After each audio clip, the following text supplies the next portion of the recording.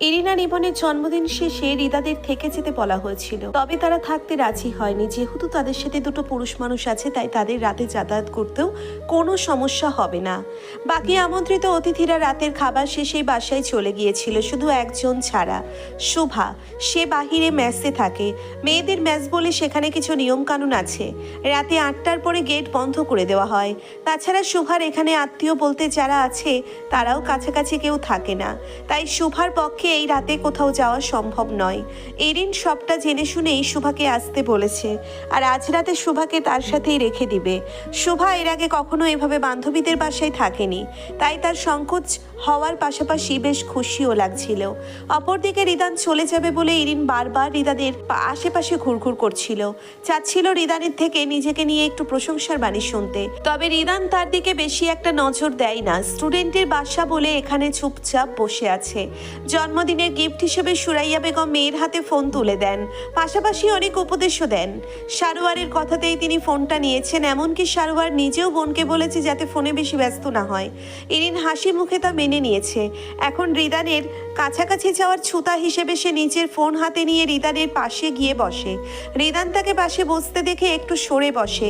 ইরিন তার ফোনটা রিদানের থেকে এগিয়ে দিয়ে বলে, স্যার একটু ফেসবুক আইডি খুলে দেন না, আমি পারি না এটা করতে। রিদান পাশ ফিরে একটু ভ্রু কুচকে বলে, কেন, ফেসবুক দিয়ে কি করবে? কি আর করব, সবার সাথে যোগাযোগ করব, বান্ধবীদের সাথে অ্যাড থাকবো, কথা বলবো, এইসবে মন দিতে হবে না। আগে পড়াশোনায় মনোযোগী হও। তোমার মা এখন ফোন হাতে দিয়ে আরো বিপদ বাড়লো। কিছুই হবে না স্যার, আসলে আমি তো মাঝে মাঝে কলেজ মিস দিই, ফ্রেন্ডের থেকে তো পড়াটা নিতে পারবো। তাছাড়া কোনো দরকার পড়লে আপনাকেও নক দিয়ে পড়া জানা যাবে। রিদান কিছুক্ষণ ইরিনের দিকে তাকিয়ে থাকে। ইরিনের ভাবভঙ্গি বোঝার চেষ্টা করে। মেয়েটা মোটেও গুছিয়ে কথা বলতে পারে না। ফেসবুকে তার সাথে অ্যাড হয়ে কি লাভ? লাভ তো হবেই না, বরং ক্ষতিই হবে। রিদানের ক্ষতি হবে। অলরেডি নিচের 12টা বাজিয়ে ফেলেছে। এখন মেয়েটা তার কাছে এসে আরো সমস্যা বাড়িয়ে দিচ্ছে।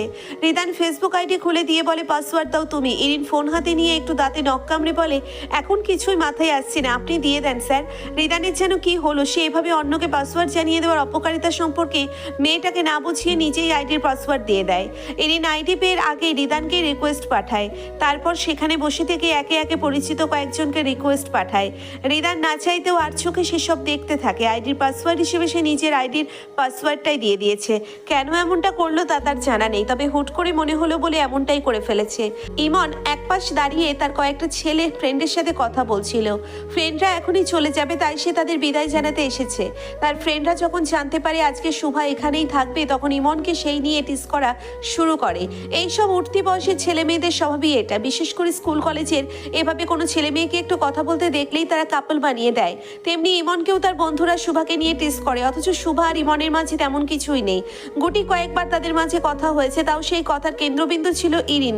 তবুও বাকিরা না বুঝিয়ে এমন করে। এজন্যই শুভাকে ইমনের কাছে আরো বিরক্ত লাগে। এমনি সে মেয়ে মানুষ সহ্য করতে পারে না। আর যখন শুনলো শুভা আজ তাদের বাসাতেই থাকবে, তখন থেকেই তার মেজাজ চড়া হয়ে আছে। তার উপর বন্ধুদের দুষ্টুমি তো আছেই। ইমন ভেবে নিয়েছে আজকে সারা রাতের মাঝে সে ভুলেও রুমের বাহিরে আসবে না, ইরিন তাকালেও আসবে না। রিদা যতক্ষণে জানতে পেরেছে সারোয়ার তাদের সাথে অনুষ্ঠানে কানেক্ট ছিল, ততক্ষণে সারোয়ার ফোন কেটে দিয়েছে। একটাবারও তার কোনো খোঁজ করেনি। রিদা নিজেকে সান্ত্বনা দিচ্ছে এই ভেবে যে বাড়িতে এত মানুষ বলে তার সাথে কথা বলেনি। তবুও নিজেকে সামলানো কষ্ট হয়ে যাচ্ছে। একটার তো আর তার সাথে কথা বলতে পারতো, একটা বার তো তার সাথে কথা বলতে পারতো। রিদার আর মন টিকে না এখানে। সে বারবার মাকে তাড়া দিতে থাকে বেরিয়ে পড়ার জন্য। তবে নৌশিন বেগম তখন সুরাইয়া বেগমের সাথে গল্পে ব্যস্ত হয়ে পড়েছেন, তাই রিদা প্রচন্ড বিরক্ত অনুভব করছিল। তখনই তোবা এসে বলে, আপু ছাদে যাবি? আমরা সবাই ছাদে যাচ্ছি। মানে ইরিন, ইমন, শুভা, আমি, রিদান ভাইয়াও যাবে। তুই যাবি? রিদা একবার না করতে যেও পারে না, আর না করে না। একটু খোলা হাওয়ায় নিজের দুঃখ বিসর্জন দিতেই সবার সাথে ছাদে উঠে আসে। ছাদে একপাশে বসার জায়গা রয়েছে। রিদা সেখানটায় গিয়ে চুপচাপ বসে। তাকে এভাবে মনমরা হয়ে বসে থাকতে দেখে রিদান এসে পাশে বসে। রিদা তখন কোনো খেয়ালে ডুবে ছিল, তাই সে রিদানের উপস্থিতি টের পায় না। রিদা এভাবে চুপচাপ বসে আছিস কেন? রিদা একটু চমকে ওঠে। পাশ ফিরে রিদানকে দেখে একটু শ্বাস ফেলে বলে, এমনি ভাইয়া, ভালো লাগছে না। খালামুনি না বলে ভালো না লাগলে লবণ দিয়ে এনে দিব লবণ, তবেই ভালো লাগবে। রিদা ফিক করে হেসে ফেলে। এটা তার মায়ের উক্তি, যেই তার সামনে ভালো লাগছে না বলবে তাকেই এই বাক্য শোনাবে। রিদান মুচকি হেসে বলে, তোকে অনেক সুন্দর লাগছে, শাড়িটা কি খালামণির নাকি? হ্যাঁ, এখনো আমার কোনো শাড়ি নেই, বাসায় যে আছে সব আম্মুর। আম্মুরগুলো পরেই শেষ করতে পারিনি। সারোয়ারের কি খবর, কথা হয়েছে? হয়নি। ফোন করেছিলাম, রিসিভ হয়নি। আগের দিনও কথা হয়নি। রিদাকে আবারও মন মরা হয়ে যেতে দেখে রিদান বোঝে তার মন খারাপের কারণ সারোয়ার নিজেই। সন্ধ্যায় তো ঠিকই অনুষ্ঠানে যুক্ত হলো, তবে রিদার সাথে কথা বলল না কেন? রিদা হঠাৎ তার মাথাটা রিদানের কাঁধে ফেলে দেয়। রিদান কিছুই বলে না। ভালোবাসার মানুষের একটু অবহেলা যে ভেতরে কতটা পীড়া দেয় তা তো সে জানে। সে তো পুরুষ মানুষ, সহজেই নিজেকে সামলে নিতে পেরেছিল, তবে রিদা তো পারছে না। ছোট থেকেই বড্ড নরম মনে মেয়ে সে, অল্পতেই কেঁদে কুটে সব একাকার করে ফেলতো। সেই মেয়েটা এখন মন খারাপ নিয়েও নিজেকে সামলানোর আপ্রাণ চেষ্টা করছে। রিদান যখন মাঝে নিজেকে গুটিয়ে নিয়েছে, কারোর সাথে যোগাযোগ করতো না, তখন রিদা নিজেই দৌড়ে তার কাছে গিয়েছিল। ছোট হয়েও বড় বোনের মতো তাকে বোঝানোর চেষ্টা করেছিল। সেসব মনে পড়লে রিদানের এখন বেশ হাসি পায়। তার তো ব্যাপারটা ছিল অন্যরকম, তবে রিদার ব্যাপারটা আরো সেন্সিটিভ। সারোয়ার তার স্বামীর থেকে অবহেলা পেলে নিশ্চয়ই কোনো মেয়ে সুখে থাকবে না। বাসায় ফিরে রিদা ঘুমানোর প্রস্তুতি নিয়ে ফেলে। ওই বাড়ি থেকে খেয়ে এসেছে বলে আর খাওয়ার প্রয়োজন নেই। বিছানায় শুয়ে সে ফোন হাতে নেয়। সন্ধ্যা থেকে এই পর্যন্ত সে কতবার যে সারোয়ারকে ফোন করার চেষ্টা করেছে তার কোনো ইয়াত্তা নেই, তবে সারোয়ার নিজে থেকে কিছুই করছে না বলে সে ফোন করতে সাহস করেনি। আর করলেই বা কি, সেই তো আগের মতোই ফোন বন্ধ কিংবা রিসিভ করবে না। অভিমানটা কেমন গলায় আটকে আছে, বেরোতেও পারছে না, আবার গিলতেও পারছে না। বুকটা কেমন জ্বালা করছে। এই জ্বালা থেকে পরিত্রাণ পেতে রিদা চোখ বন্ধ করে নেয়। তার ঘুম প্রয়োজন, ঘুমালে নিশ্চয়ই বুকটা হালকা হবে। তার পাশে কেমন আরামে তুবা ঘুমাচ্ছে, মেয়েটার কোনো টেনশন নেই, তাই কেমন আরাম করছে। রিদার এক একবার মনে হচ্ছে একটা লাথি মেরে তুবার ঘুমের 12টা বাজিয়ে দিক। সে কষ্ট পাচ্ছে আর ছোটটা কি সুন্দর ঘুমাচ্ছে। গভীর রাত, নিস্তব্ধ রুম। রিদা পাশ বালিশ ধরে ঘুমাচ্ছে। ঠিক তখনই তার বালিশের পাশ থেকে ফোনটা ভাইব্রেট করে ওঠে। রিদা চমকে ওঠে। আজকাল ঘুমটা অনেক পাতলা হয়ে গেছে, তাই তো ফোনের ভাইব্রেশনে সে জেগে গিয়েছে। তাড়াহুড়ো করে উঠে বসে ফোনটা হাতে নেয় সে। রাত প্রায় 3টা বেজে গেছে। এত রাতে ফোন আসায় বুকটা কেমন কেঁপে উঠছে। সারোয়ারের কিছু হলো নাকি, একটা অজানা দুশ্চিন্তা ভেতরটায় জেঁকে ধরেছে। রিদা কাপা হাতে ফোনটা হাতে তুলে দেখে সারোয়ারের নাম্বার থেকে কল এসেছে। সে দেরি না করে ফোনটা রিসিভ করে। সালাম দিয়ে ওপাশ থেকে উত্তরের আশা করতে থাকে, তবে সাথে সাথে উত্তর আসে না। কিছুক্ষণ সময় নিয়ে ফোনের ওপাশ থেকে সারোয়ার গভীর পুরুষালী কণ্ঠস্বর ভেসে আসে। তোমায় আজ অনেক সুন্দর লাগছিল রিদা, একদম অপরূপ সুন্দরী রমণী লাগছিল। আমার চোখ যেন ঝলসে যাওয়ার উপক্রম হয়ে গিয়েছিল। সারোয়ারের এমন গভীর কণ্ঠস্বর শুনে রিদা থমকে যায়। কণ্ঠ শুনে মনে হচ্ছে যেন অনেক ক্লান্ত হয়ে আছে, নিজের উপর দিয়ে অনেক পরিশ্রম যাচ্ছে হয়তো। রিদাকে কিছু না বলে চুপ করে থাকতে দেখে সারোয়ার পুনরায় বলে, ফোন করেছিলে দেখলাম, তাও পাত্তা দিলেন না। রিসিভ তো দূর, পাল্টা কলব্যাকও করেননি। তোমাকে খবর তো নিয়েছি। গোলাপির শাড়িতে তোমার মনমরা মুখটা ভালোভাবে পর্যবেক্ষণ করেছি, পরিমাপ করার চেষ্টা করেছি সেখানটায় কতটা অভিমান জমে আছে। বোঝার চেষ্টা করেছি কতটুকু পরিশ্রম করলে আমার বইয়ের মান ভাঙানো সম্ভব হবে। সারোয়ারের কণ্ঠে সেই গভীরতায় রিদার মনের অভিমানগুলো ধীরে ধীরে গলতে শুরু করে। দুদিন ধরে না বলতে পারা কথা, না পাওয়ার সময়, সব মিলিয়ে রিদার চোখ ভিজে ওঠে। সে কাপা কণ্ঠে বলে ওঠে, আপনার কাছে আমি অপ্রয়োজনীয় হয়ে গেছি না? এই কথাটা সত্যি হলে আমি নিজেও কষ্ট পেতাম না। তাহলে কেন অবহেলা করছেন? আপনি কি কোনো কারণে আমার উপর রেগে আছেন মেজর সাহেব? তাই বুঝি আমার সাথে কথা বলতে চাননি? তোমার সাথে রাগ করার কোনো কারণ আছে নাকি? তবে কেন এমন করছেন আপনি? আমার কাছে তুমি অনেক গুরুত্বপূর্ণ রিদা, আর ঠিক সেই কারণেই তোমায় একটু দূরে রাখতে হচ্ছে। এভাবে হেয়ালি কথা বলবেন না, আমি বুঝি না এসব। আমাকে বুঝিয়ে বলুন প্লিজ। সারোয়ার একটা দীর্ঘশ্বাস ফেলে বলে, একটা বড় বিপদের মুখে দাঁড়িয়ে আছি রিদা। মনে হচ্ছে কিছু একটা ভুল তো হচ্ছেই। বর্তমান অপারেশনটার পেছনে আমাদের কারো যোগাযোগ আছে হয়তো। তেমন হলে অনেক বড় সমস্যা হয়ে যাবে রিদা। আমি এখনই শিওর না, তবে প্রেডিক্ট করছি এমন কিছুই হচ্ছে। তাহলে কি হবে? কিভাবে সব সামলাবেন আপনারা? দেখা যাক সামনে কি অপেক্ষা করছে। আশা করি সব ভালোই হবে। যোগাযোগ করা সম্ভব হয় না বলে তুমি অভিমান করে বসে থাকো, তাই একটু জানালাম তোমায়, যাতে যোগাযোগ না হলে তুমি আমায় ভুল না বোঝো। আমি দুঃখিত, আমায় ক্ষমা করে দিবেন। আমি সত্যিই আপনার কথাটা চিন্তা করিনি, শুধু ভুলই বুঝে গেলাম। এটা স্বাভাবিক, আমি কিছুই মনে করিনি। তাছাড়া তুমি তো আমারই, রাগ করো, অভিমান করো, যা ইচ্ছে করো, আমি আছি তো তোমার সেই অভিমান ভেঙে গুড়িয়ে দিতে, আমার ভালোবাসা দিয়ে তোমার মনের সকল দুঃখগুলো ভ্যানিশ করে দিতে। আপনার এসব কথার জন্যই আমি একটু অভিমান করেও থাকতে পারি না। আপনার কথায় কি কোনো জাদু আছে নাকি? সারোয়ার হেসে ওঠে। কি জানি, হয়তো আছে, আর থাকলেও সেটা শুধু তোমার উপরেই কার্যকর হয়, অন্য কারো উপরে আর কোনো প্রভাব পড়ে না। রিদা নিঃশব্দে হেসে ওঠে, তারপর মুখ ফুটে বলে, আপনি কি ঘুমাচ্ছিলেন?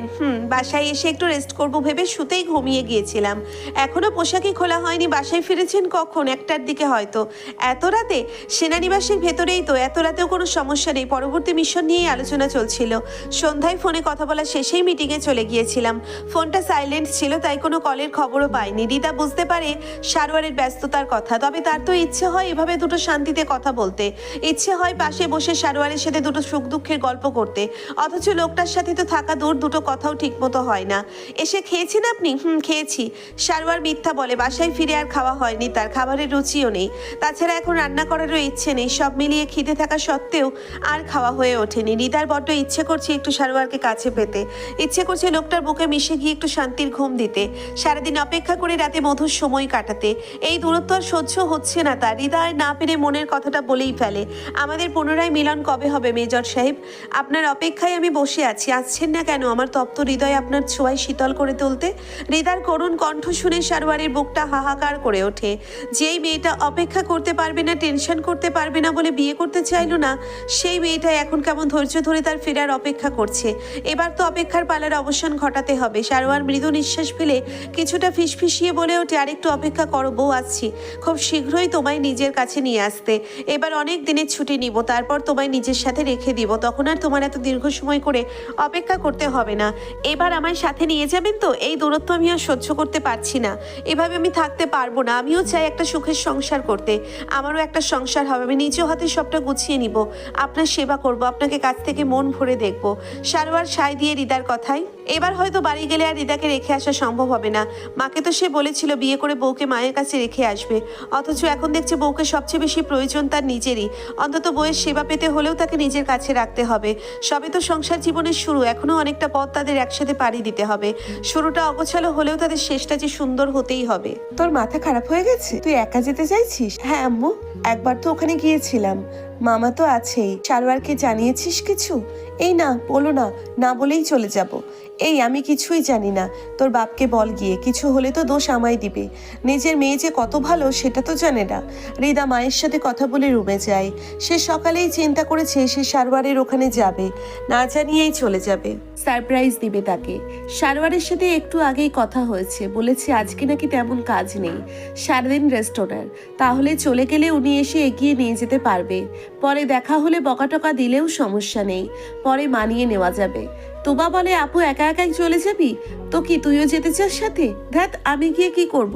সেখানে তোরা ইটিস পিটিস করবি, আমার লজ্জা লাগবে না? দুলা ভাইয়ের সামনে এমনিও আমার লজ্জা লাগে। রিদা তোবার গায়ে একটা থাপ্পড় দিয়ে বলে, তোর বড় বোন হই না আমি? কি সব বলিস? মুখে আটকাই না কিছুই। আমারে দোষ দিস কেন? সেদিন রাতে জামাইরে কি বলছিলি সব শুনে ফেলেছি আমি। হৃদা এবার তোবার কান টেনে ধরে বলে, ওরে চুন্নি, না ঘুমিয়ে আমাদের কথা শুনেছিস? আজ তো ফাজিল মেয়ে তো তুই। তোমার নিজের কান ছাড়িয়ে বলে, তো তুমি কানের কাছে শুয়ে জামাইয়ের সাথে পীড়িতের গল্প করবা, আর সেসব আমি শুনে ফেললেই দোষ? নিজের দোষ দেখিস না কেন? সর, আর তোর সামনে কথা বলবো না, চলেই তো যাচ্ছি, পরে আরামে ঘুমাস তুই। তোবা একটু মনমরা হয়ে বলে, আপু সত্যিই চলে যাবি? আমার খারাপ লাগবে তো। আগে না ঝগড়া লাগলেই আমাকে শ্বশুরবাড়ি পাঠিয়ে দিতে চাইতে, এখন মন খারাপ হবে কেন? ওইটা তো কথার কথা বলতাম, রেগে বলতাম ওসব। তোমার কথায় পাত্তা না দিয়ে রিতা নিজের মতো ব্যাগ গোছাতে থাকে। তোমার মন খারাপ করে বিছানায় বসে বোনের দিকে তাকিয়ে থাকে। রিতার মুখে কেমন মিষ্টি হাসি দেখা যাচ্ছে, স্বামীর কাছে যাচ্ছে বলে এত খুশি। তোবা বসে থাকতে থাকতে তার ফোনে কল আসে। তোবা ফোন হাতে নিয়ে কলারকে দেখেই চমকে ওঠে। তাড়াতাড়ি করে ফোন কেটে মেকি হাসি দেয়। রিতা ভ্রুকুচকে তাকাতেই তোবা বলে, ওই সিম কোম্পানি থেকে ফোন এসেছে, দে তো দেখি আমি। কোন সিম কোম্পানি এটা? বলেই কাড়াকাড়ি করে ফোনটা নিয়ে নেয়। তারপর কল লিস্টে গিয়ে নামটা দেখে ভ্রুকুচকে তাকায়। এই নামে কাউকে চিনে বলে তো মনে হয় না। সে সন্দেহের দৃষ্টিতে তুবার দিকে তাকায়। এই সাম্যটাকে রে? তুবা ধরা খেয়ে আমতা আমতা করে বলে, ওই ছেলেটা। কোন ছেলে? ওই যে আমাদের চিনে ছেলেটা, শিলাদের বাসার ভাড়াটিয়া, আমায় সেদিন হেল্প করলো যে। ওই ছেলে তোকে ফোন দেয় কেন? কিসের কথা তোর সাথে? আপু আসলে সত্যি কথা বলবি, কতদিনের পরিচয় তোদের? ভালোবাসা হয়ে গেছে? আপু আগে শোন ভালো করে। কি শুনবো রে? তোর মতো মেয়ে এসব লাইনে যেতে পারে বলে আমি কখনো ভাবিনি তুই আমার চিন্তাধারায় উল্টো কাজটা করে বসলি। ও ভালো ছেলে, ভালো ছেলে। কতটুকু চিনিস ওকে? আমি নিজেও তো চিনি না। তোবা তুই ফাঁদে পা দিতে যাচ্ছিস। সব কিছুই হবে না, ও কিছুই করবে না দেখিস। আমাকে শুধু বলেছে আমাকে ভালোবাসে, আমি এখনো কিছুই বলিনি। তাছাড়া সাম্য আমার কোচিংয়ে পড়ায়, পরিচয় ছাড়া তো তাকে কোচিংয়ে চাকরি দিবে না। তুই এসব থেকে সরে আসবি না বলেছিস। আমি ওকে পছন্দ করি, তবে উল্টোপাল্টা কিছু করব না। যা করব সবার অনুমতিতেই হবে। রিতার আগে কি করবে বুঝতে পারছে না। তোবা তার হুঁশ জ্ঞান হারিয়ে বসেছে। কোথাকার কোন ছেলে তাকে না চিনেও ভালোবেসে বসে আছে। এই মেয়ে এমন বোকামো করবে বলে সে কখনো ভাবতেই পারেনি। সে তো আজকেই চলে যাবে, যাওয়ার আগে মাকে একটু টাচ দিয়ে যেতে হবে। সরাসরি সব বলে দিলে আম্মু মেজাজ হারিয়ে হাত তুলতেও দ্বিধাবোধ করবে না। তাই পরিস্থিতি যাতে স্বাভাবিক থাকে সেভাবেই সবটা জানিয়ে যেতে হবে। সারোয়ার সকালে একটু দেরিতেই ঘুম থেকে ওঠে। আজ ছুটি বলে তেমন তাড়াহুড়ো নেই। আলসেমি করে সকালে নাস্তা করে দুপুরে রান্না করার প্রস্তুতি নেয়। অনেকদিন পর তার একটু বিরিয়ানি খেতে ইচ্ছে করছে, কিন্তু সে বিরিয়ানি রান্না করতে পারে না। তাই মনের ইচ্ছেটা মনের ভেতরেই চেপে রেখে সে ভাত তরকারি রান্না করে। তারপর কোনো কাজ না থাকায় শুয়ে থাকে। সিদ্ধান্ত নেয় আজকে একটু সময় করে রিতার সাথে কথা বলবে। সেই ভাবনা অনুযায়ী সে রিতাকে ফোন করে, তবে রিতা ফোন রিসিভ করে না। পরপর 2-3 বার কল করলেও রেসপন্স পাওয়া যায় না। সারোয়ার একটু টেনশনে পড়ে গিয়ে শোয়া থেকে উঠে বসে। একটু সময় পরে আবারও কল করে, তখন ফোন রিসিভ হয়। রিতা সালাম দিতেই সারোয়ার ধমকে বলে, কোথায় তুমি? এতবার ফোন দেওয়া লাগে কেন? একবারই রিসিভ করতে পারো না? ফোনের ওপাশ থেকে প্রচুর গাড়ির আওয়াজ আসছে। সারোয়ার ভ্রু কুঁচকে বলে, এই তুমি কোথায়? বাহিরে বেরিয়েছো কেন? তোমার না পরীক্ষা শেষ? এখন তো ক্লাস থাকার কথা না? রিদা এপাশ থেকে বলে, আরে আমি বাইরে এসেছি, গাড়িতে এখন কলেজে এসেছিলাম, কিছু দরকারি কাগজপত্র তোলার ছিল। বান্ধবীকে বলে দিতে ও তুলে এনে দিত। তোমাকে বাহিরে বের হতে শুনলেই আমার ভয় লাগে এখন। রিদা হেসে ফেলে, এখন থেকে আর ভয় পেতে হবে না। টেনশন যাতে না হয় তেমন কিছুই করছি আমি। কি বললে? স্পষ্ট করে বলো, পরে বলবো নি। গাড়ির হর্নে কিছুই শুনতে পারছি না। আচ্ছা বাসায় গিয়ে ফোন করবে আমায়। রিদা ফোন কেটে মুচকি হাসে। ঘন্টাখানিক হলো সে বাসে উঠেছে। রাস্তায় জ্যাম না থাকলে বিকেলের দিকে সে পৌঁছে যাবে। আজকে সারোয়ার একটা বড়সড় সারপ্রাইজ দিবে সে। এমন সারপ্রাইজ পেয়ে সারোয়ার কেমন লাগবে সেটা এখন দেখার পালা। বিকালের দিকে সারোয়ার ফোন হাতে বসেছিল। তখন রিদাকে বলার পরও সে বাসায় গিয়ে ফোন করেনি। সে করতেই ফোন বন্ধ পেল, তাই একটু টেনশন করছিল। তখন হঠাৎ তার ফোনে সোহেল ইসলামের কল আসে। ওনার নাম্বারটা সে অনেক আগে সেভ করে রেখেছিল, মাঝে 2-1 বার কথা হয়েছে। সারোয়ারকে ফোন করে বাসায় যাওয়ার জন্য দাওয়াত করেছিল, তবে সারোয়ার সময় করে যেতে পারেনি। তাছাড়া তার বউ ছাড়া বউয়ের মামাবাড়ি যেতেও সংকোচ লাগছিল। সব মিলিয়ে যায়নি সে। তবে এখন হঠাৎই সোহেল ইসলামের কল দেখে সারোয়ার অবাক হয়। ফোন রিসিভ করতেই সোহেল সাহেব বলেন, সারোয়ার বাবা তুমি কি বাসায়? জি মামা, কিছু হয়েছে কি? আসলে আমি একটু তোমাদের সেনানিবাসের বাহিরেই এসেছি, একটু দরকার ছিল এদিকে, ভাবলাম দেখা করে যাই। আসবে নাকি? অবশ্যই মামা, আপনি একটু অপেক্ষা করুন, আমি এক্ষুনি আসছি। সারোয়ার ফোন কেটে তাড়াতাড়ি করে তৈরি হয়। তাড়াহুড়ো করে গেটে পৌঁছতেই একটু দূরেই সেলিম সাহেবকে দাঁড়িয়ে থাকতে দেখে। সে এগিয়ে গিয়ে বলে, কেমন আছেন মামা? এখানেই দাঁড়িয়েছিলেন কেন? গেটে আমার পরিচয় দিলেই হতো। আরে সমস্যা নেই, আসলে তোমার জিনিস তোমায় ফেরত দিতে আসলাম, আমাকে অফিস থেকে বের করিয়ে এনেছে। সারোয়ার কিছুই বুঝতে পারে না। তখনই তার চোখ পড়ে সেলিম সাহেবের পেছনে ব্যাগ হাতে দাঁড়িয়ে থাকা মেয়েটির দিকে। সে কিছুক্ষণ স্তব্ধ হয়ে তাকিয়ে থাকে। বিশ্বাসই হচ্ছে না সে সত্যি দেখছে, নাকি এটা তার ক্লান্ত মনের ভুল। বিকেলের শেষ রোদে রিদা দাঁড়িয়ে আছে।